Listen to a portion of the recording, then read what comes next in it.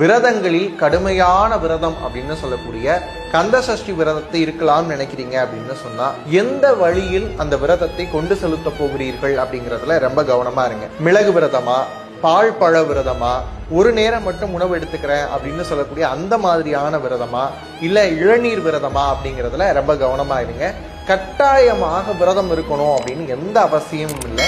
இந்த 7 நாட்களிலும் விரதம் இல்லாமலும் கூட முருகப்பெருமானை வழிபாடு செய்யலாம். உடல்நிலை சரியாக இருக்கிறது, என்னால விரதம் இருக்க முடியும் அப்படின்னு சொன்னா அப்படியான நபர்கள் கட்டாயமாக விரதம் இருக்கலாம். அதே மாதிரி ஏற்கனவே ரொம்ப நாள் நோயில் இருக்கிறேன் அப்படின்னு சொல்லக்கூடிய நபர்களாக இருந்தாலும் சரி, கர்ப்பிணி பெண்களாக இருந்தாலும் சரி, அவங்க இந்த விரதத்தை மேற்கொள்ள வேண்டிய அவசியம் இல்லை. இன்னொரு விஷயம் தெரிஞ்சுக்கோங்க, விரத நாட்களில் இருக்கும்போது தண்ணீர் அதிகமாக குடிக்க வேண்டும்.